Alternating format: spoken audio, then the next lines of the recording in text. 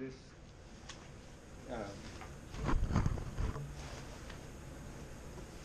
this makes discriminant analysis fun, and it makes it like other ways to classify. So, skipping a whole bunch of math that justifies this, we can make a combination of the x's that says if the combination of the x's is more than some number k, then classify into group 1. And so we've been making combinations of the explanatory variables for all sorts of purposes. That well, what if we, maybe I could do the principal component too. We could use principal components for classification. It probably wouldn't work very well, but we could. So in my example where I'm trying to do all sorts of different methods for classification, we could also use principal components, x1 plus dot dot dot plus b p x t. So we're always making that combination and choosing the betas for different purposes. What discriminant analysis does is it chooses the betas optimally, mathematically optimally, to classify between two groups. And it's really simple. It makes a function that if the value is more than k, then you classify into one group, and otherwise you classify into the other group. And it's mathematically optimal if the x's have a multivariate normal distribution, which is a strong assumption. I tried to make the door open so that people can come in. That's all right. We'll try again. So what you should know is that sometimes, if you're interested in classifying, you have lots of different choices. And one of which is discriminant analysis, which you can argue should be the best, except that it's not always the best in any particular situation. So this is, if this is greater than k, then choose group 1.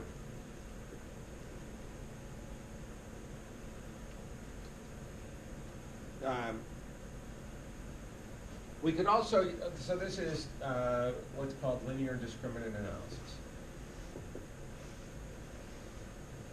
Then we have logistic regression, which classifies by a regression type formula where you're trying to predict the probability that they're in a particular group. That is not the goal. Well, typically it's not the goal of discriminant analysis. The goal of discriminant analysis is to classify correctly. A consequence of logistic regression is that you can classify. And it turns out in discriminant analysis, you also get a probability that you're in a particular group. But the goal is not necessarily is the classification in discriminant analysis, typically. So you're going to get different answers if you're trying to predict. If you want to know the probability that an unknown, in this case tobacco sample, because that's the data I was dealing with, is from Kentucky, then it's not clear whether you should use linear discriminant analysis or you should use logistic regression, or we have this weird not so weird, partial least squares thing. And all the answers from these different approaches are going to be different. So which one's right? Well, we don't know which one is right in any particular case. In an ideal world, we would use the different methods. We can also use the, this is logistic regression. This is partial least squares.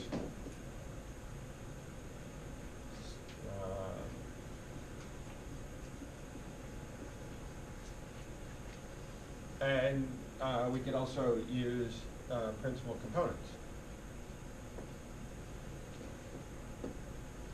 Principal components should be the worst because it doesn't use any information from the response.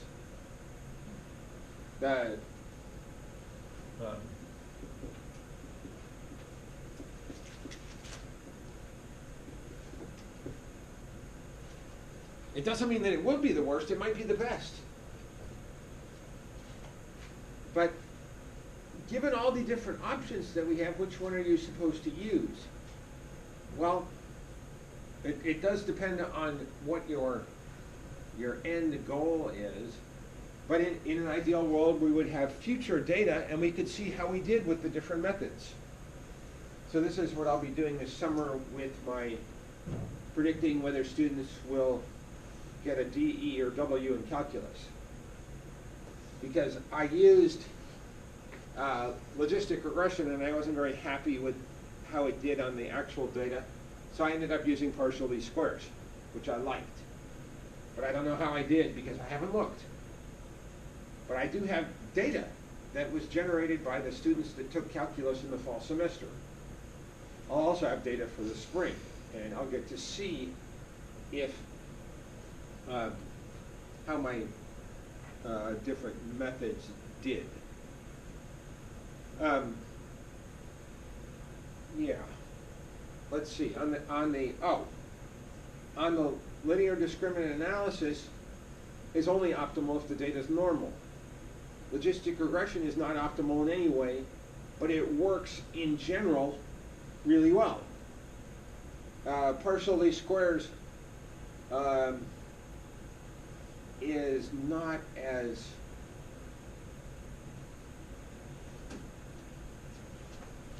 it's not optimal either,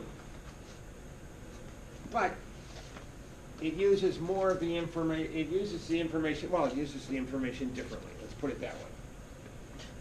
The linear combination is chosen to maximize a correlation, which isn't what happens in logistic regression. So PLS sometimes does better. And principal components should never win, but sometimes it does. Because it makes really nice combinations of the explanatory variables. So that's the options if you're involved in multivariate prediction. So let's, before I do my example where I compare all these things, let's see what else we have in our notes. That, oh yeah, this is 60 slides. By the way, I have no idea what's coming up. We'll see. Oh, this is the turkey, and the weights that if you're trying to decide these are the weights that the different variables got, and presumably we're going to classify them and see how we did. That's whether you have training data. Prior probabilities. Okay. So with all these methods, you don't have to classify based on the 50% so-called rule. You don't have to say, well,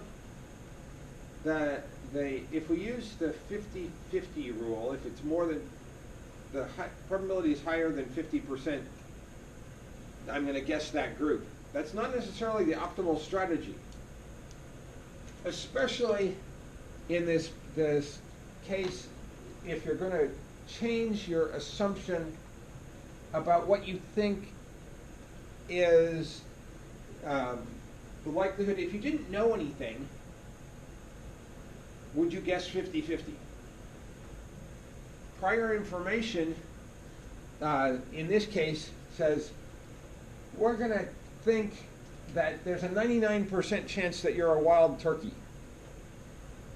So you're really favoring classifying wild.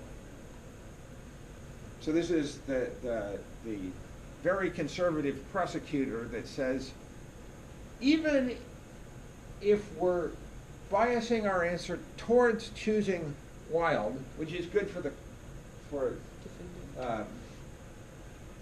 defendant, we'll see what happens.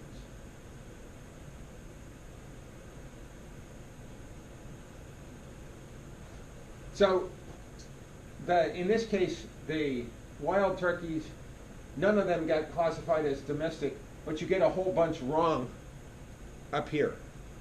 A bunch of the domestic turkeys were classified, not a bunch, but 4, were classified as wild, which is not as good.